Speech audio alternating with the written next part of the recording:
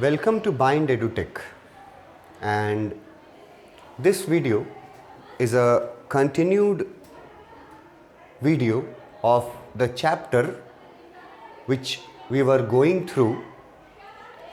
The chapter's name is Going Places, written by A.R. Barton. हम लोगों ने इस चैप्टर के प्रीवियस वीडियोस में चैप्टर के बारे में बहुत कुछ जाना है, मैंने आपको एक्सप्लेन किया है। उसके बाद हम लोग चैप्टर में टेक्स्ट बुक का लाइन बाय लाइन एक्सप्लेनेशन में भी आ चुके थे। अपने प्रीवियस वीडियो में ही लाइन बाय लाइन एक्सप्लेनेशन मैंने शुरू किया था। जो ओपनिंग सीन था उसमें सोफ़ी और जैंसी स्कूल से लौटते वक्त एक दूसरा का हाथ पकड़े हुए रहती है, हैंगिंग देयर आर्म्स, और सोफ़ी जो है वो बात निकालती है, अपना इच्छा बताती है, बोलती है कि मैं स्कूल से पढ़ाई पूरी करने के बाद ब्यूटीक खोलूँगी। ये बातचीत होती है उनमें। जैंसी उसको तरह तरह से समझाने का कोशिश करती है, लेकिन सोफ़ी जो है वो समझने को बिल्कुल भी तैयार नहीं है, और किसी भी तरह कोई भी सोफिस्टिकेटेड काम करके, सोफिस्टिकेटेड वर्ड यूज़ किया था, कि कोई बड़ा काम करके वो कुछ बड़ा काम करना चाहती है और उस काम को करके पैसा कमाना चाहती है, और पैसा कमा करके अपना ब्यूटीक बनाना चाहती है, और वो भी ऐसा ब्यूटीक जो शहर का सबसे शानदार ब्यूटीक हो, जैसा ब्यूटीक किसी ने देखा ना हो पहले। तो ये जो सोफ़ी का बातचीत से सोफ़ी के कैरेक्टर के बारे में जो डे ड्रीमिंग वर्ड यूज़ किए थे वो यहाँ पर प्रूव होता है कि इस तरह से वो डे ड्रीमिंग करती थी। और पैसा कमाने के लिए सोफ़ी के पास बहुत सारे ऑप्शंस उसने चुन रखे थे। जैसे वो शुरू करती है कि मैं मैनेजर बन जाऊंगी, तो जैंसी उसको बोलती है कि कोई तुमको सीधा मैनेजर नहीं बनाएगा स्कूल के बाद। फिर सोफ़ी बोलती है कि ठीक है, फिर मैं एक्ट्रेस बन जाऊंगी, क्योंकि एक्ट्रेसेस के पास तो बहुत पैसा होता है और एक्ट्रेसेस को फुल टाइम जॉब भी नहीं करना पड़ता, और मैं साइड बिजनेस में अपना जो ब्यूटीक है वो खोलूँगी, एक्ट्रेस बन के पैसा कमा के और साइड बिजनेस में ब्यूटीक चलाऊँगी। मतलब कि सोफ़ी किसी भी तरह से रियलिटी जो उसके लाइफ का था उसको वो देखना या समझना बिल्कुल नहीं चाहती थी। जैंसी उदास हो जाती है एक जगह। जब जैंसी उसकी बातों को सुनती है तो जैंसी को अफसोस होता है, वो उदास हो जाती है ये सोच करके कि इस लड़की का, मतलब सोफ़ी का, क्या होगा फ्यूचर में। जिस तरह से ये डे ड्रीमिंग कर रही है उस तरह से तो इसका फ्यूचर जो है वो डिसअपॉइंटमेंट से भरा हुआ होगा, क्योंकि डे ड्रीम्स जो हैं, जो वो देख रही है, वो पूरा होने वाले हैं नहीं।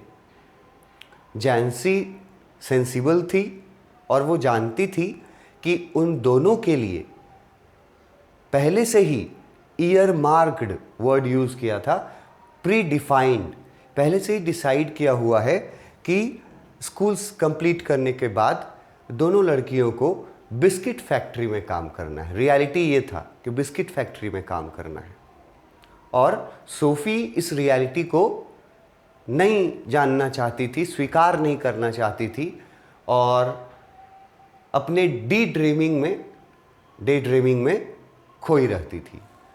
और वो बोलती है कि किसी न किसी तरह मैं ब्यूटीक तो ज़रूर खोलूँगी, एक्ट्रेस बनूँगी, या फिर बोलती है कि फ़ैशन डिज़ाइनर बन जाऊंगी, और एक एग्ज़ाम्पल भी देती है मैरी क्वेंट जैसी फेमस फैशन आइकन बनूंगी और पैसे कमाऊंगी, मगर ब्यूटीक, मैं शहर का सबसे शानदार ब्यूटीक खोलूंगी।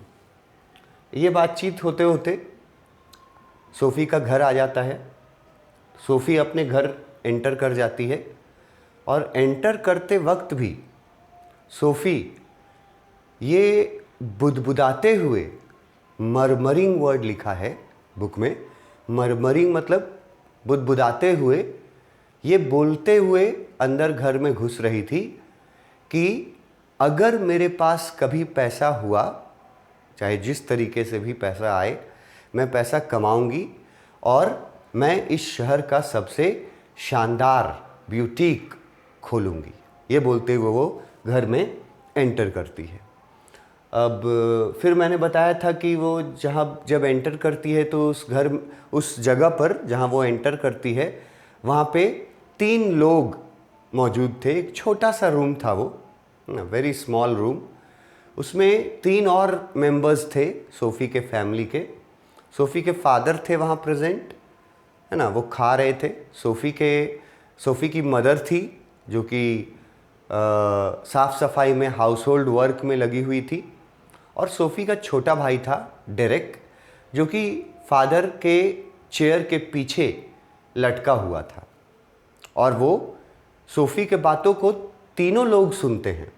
मतलब सोफ़ी जो मरमरिंग करते हुए आती है कि मैं शहर के सबसे शानदार ब्यूटी खोलूँगी इस शहर का, तो उसका ये मरमरिंग सबको ही को सुनाई देता है, उसके फैमिली मेम्बर्स को। उसी पर उसका छोटा भाई डेरेक जो है वो कमेंट करता है कि अगर तुम्हारे पास कभी पैसा हुआ तो पहले हमारे लिए एक ब्लेस्ड डिसेंट हाउस खरीद देना। ये रिक्वेस्ट नहीं है, ये टॉन्टिंग है। ये टॉन्ट कर रहा है, उसको टीज कर रहा है। वो मतलब लिटिल डेरेक जो था, छोटा भाई, वो भी अपने बड़ी बहन के स्वभाव से वो भी परिचित था। वो भी जानता था कि सोफ़ी जो है वो डे ड्रीमर है, ये आउट स्पोकन है, कुछ भी बोलते रहती है। तो डेरेक का ये कहना कि अगर तुम्हारे पास कभी पैसा हुआ तो हम लोगों के लिए पहले एक अच्छा सा घर खरीद देना, ये जो डेरेक का स्टेटमेंट है, ये स्टेटमेंट डेरेक का रिक्वेस्ट नहीं है, या डेरेक उसको ऐसा करने बोल नहीं रहा है। ये डेरेक के तरफ से किया गया टीज है, कमेंट है, टॉन्टिंग है जो डेरेक करता है। ठीक है, और उसके आगे फिर हम लोग शुरू करने वाले थे। वापस टेक्स्ट में आते हैं। अब सोफ़ी अंदर गई वहाँ मैंने बताया कि फादर बैठे थे, खाना खा रहे थे। वहाँ से टेक्स्ट बुक में देखो लिखा हुआ है, Sophie's father was scooping. Scooping word highlight किए हैं, मतलब है ईटिंग। ठीक है, Sophie's father was scooping, eating shepherd's pie. मैंने अभी तक सिर्फ आपको बताया था कि सोफ़ी के फादर खाना खा रहे थे। अब पता चल रहा है कि वो क्या खा रहे थे खाने में। He was eating shepherd's pi. Shepherd मतलब क्या होता है? भेड़। भेड़ समझते हो? शेफर्ड, शेफर्ड्स पाई। और ये वर्ड जो है ना, पाई, इसको पाई पढ़ते हैं। और इस पाई का कॉमन मतलब है, पाई का मतलब है फ्लैश, मांस। जैसे मटन होता है, जैसे चिकन होता है, वैसे ही शेफर्ड मतलब जो भेड़ होता है उसका मांस खा रहे थे उसके फादर। जैसे हमारे यहाँ चिकन मटन बनता है, बहुत सारे लोगों के यहाँ बनता है नॉनवेज आइटम में, तो वहाँ पर नॉनवेज आइटम में बताया गया कि उसके फादर जो थे वो शेफर्ड पाई खा रहे थे, मतलब शेफर्ड का मांस खा रहे थे। ये याद रखना, भेड़ का मांस खा रहे थे।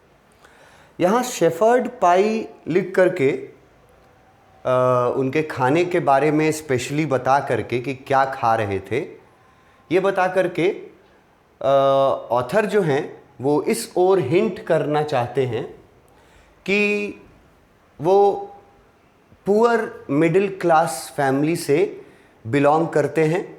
ये जो पहले भी हम लोग डिस्कस कर चुके हैं कि ये लोग का फैमिली बहुत पुअर है, ठीक है, पुअर सेक्शन से है।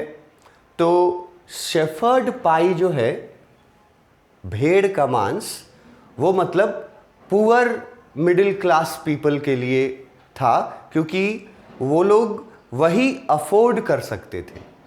वो लोग मतलब कि उन लोगों के पास ज़्यादा पैसा नहीं रहता था, तो कम पैसे में, कम बजट में मिलता था शेफर्ड पाई, मतलब शेफर्ड का मांस। तो ये भी एक तरह से उनके गरीबी की तरफ दिखा रहा है, लो स्टैंडर्ड ऑफ लिविंग की तरफ दिखा रहा है कि वो शेफर्ड पाई खा रहे थे। Into his mouth as hard as he could go, यहां देखो हाईलाइट किए हैं, as hard as he could go. इसका मतलब तुम इमेजिन कर सकते हो कि कोई व्यक्ति जो कि बहुत भूखा हो और उसके सामने जब खाना आएगा तो हम लोग बोलते हैं ना हिंदी में कि खाने पर टूट पड़ता है। एक होता है खाना खा रहा है, ठीक है, और एक होता है खाने पे टूट पड़ना। तो ये जो है ना, as hard as he could, मतलब वो जितना जल्दी जल्दी खा सकते थे, ठूस ठूस के वो शेफर्ड का पाई खा रहे थे, ठीक है। ये उनका, ये जो वर्ड्स यूज़ किया है यहाँ से ये भी हिंट किया गया है कि उनका रहन सहन का जो तरीका है वो भी कितना लो स्टैंडर्ड है। मतलब खाने का भी एक तरीका होता है ना, खाने का भी एक सूटेबल तरीका होता है, बट उसके फादर देखो कैसे खा रहे थे, एकदम ठूस ठूस के खा रहे थे। तो ये भी दिखाता है कि उनका लिविंग स्टैंडर्ड जो है वो कितना पुअर है। उसके बाद सोफी के फादर को और डिस्क्राइब किया है, हिज प्लम्प फेस, उनके चेहरे को प्लम्प फेस बोला गया है। और प्लम्प फेस का मतलब है यहाँ simple round face. Plump face था उनका, और फेस पर स्टिल ग्रीमी एंड स्वेट। जब वो खाना खा रहे थे उस वक्त उनका जो राउंड फेस था, राउंड शेप का जो फेस था, जिसको प्लम्प फेस बोला गया है, बता रहा है कि चेहरे पर, चेहरा जो था ग्रीमी था एंड स्वेट। तो स्वेट तो हम लोग समझते हैं पसीना आना, और ग्रीमी का मतलब है यहां फुल ऑफ डर्ट। मतलब यहां भी हिंट कर रहा है कि कितने लो स्टैंडर्ड ऑफ लिविंग में वो लोग गुजारा कर रहे थे। आमतौर पर इंसान जब कहीं से काम करके आता है और फिर उसको खाना होता है तो वो हाथ मुंह पैर धोता है, पहले वॉश करता है, उसके बाद खाने पर बैठता है नॉर्मली। लेकिन ये लोग का लिविंग स्टैंडर्ड पॉवर्टी के कारण इतना नीचे था कि ये सब इनके लिए मायने नहीं रखता था कि हाथ मुंह धुला होना चाहिए, ऐसा कुछ नहीं। बोला गया है कि उनका जो राउंड फेस था वो full of dirt and sweat था। मतलब चेहरा जो था वो गंदगी से भरा हुआ था और पूरा पसीना आ रहा था उनके चेहरे पर। मार्क्ड फ्रॉम द डे, और ये जो डर्टीनेस और जो स्वेट है, ये जो ग्रीमी फेस बोला गया, डर्टी फेस एंड स्वेट, पसीना आ रहा है और चेहरा बिल्कुल गंदा है।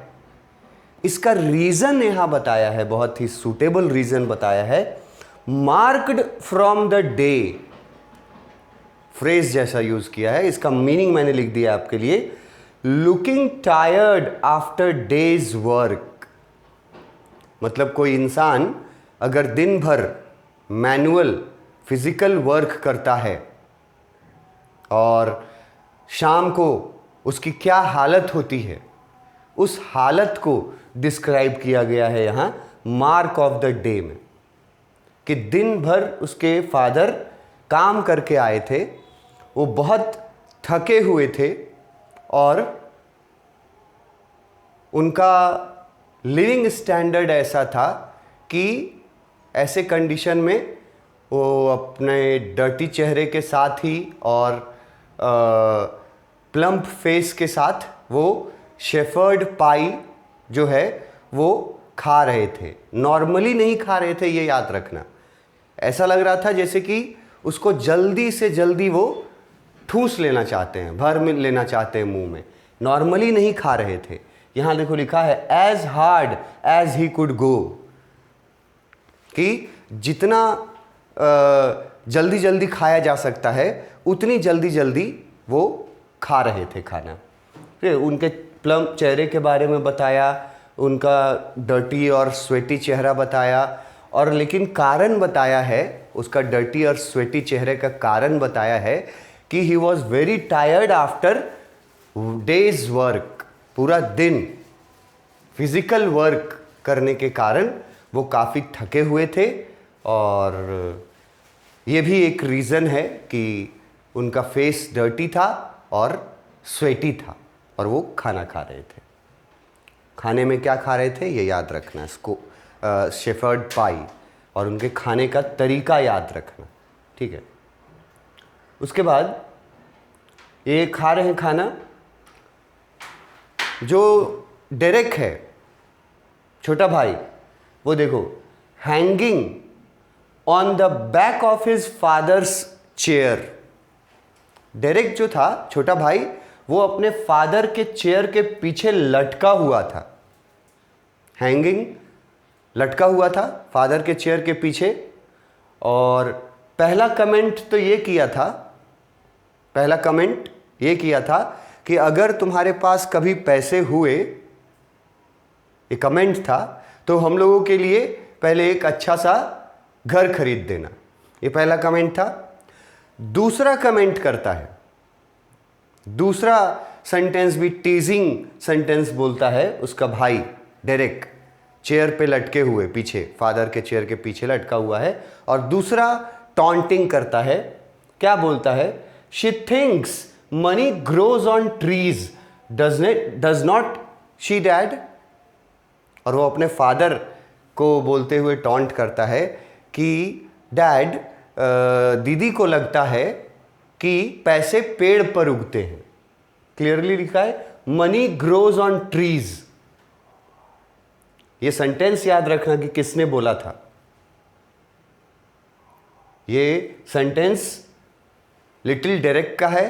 वो इसके पहले भी एक सेंटेंस में टीज कर चुका है, और ये दूसरा सेंटेंस है उसका। वो बोलता है फादर को, और ये सोफी को सुना करके और टीज करने के लिए बोलता है कि दीदी को ऐसा लगता है, सिस्टर को ऐसा लगता है कि पैसे पेड़ पर उगते हैं, और वो पेड़ से पैसे तोड़ लेगी और उसके पास बहुत सारे पैसे हो जाएंगे। तो इस तरह से वो टॉन्टिंग करता है दूसरी बार। अब उसकी मदर भी जो वहाँ प्रेजेंट थी, मदर के बारे में डिस्क्राइब किया गया, ठीक है। फादर को के बारे में डिस्क्राइब कर दिया गया। उसके बाद डेरेक का टॉन्टिंग, 2 टॉन्टिंग याद रखना। और अब उसकी मदर के बारे में डिस्कस किया है। देयर मदर साइड, ये जो वर्ड है ना साइड, ये एक एक्सप्रेशन है। और कैसा एक्सप्रेशन है उसका मीनिंग लिखे हैं, टेकिंग अ लॉन्ग ब्रेथ, मतलब एक लंबी सांस लेना। जैसे आप अगर किसी की बातों से तंग आ चुके हैं, रोज़ रोज़ एक ही चीज़ की बातों से अगर आप तंग आ चुके हैं, है ना, कोई समझना चाहता नहीं है अगला आदमी, तो आप उस समय एक लंबी सांस लेते हैं। ये एक एक्सप्रेशन है।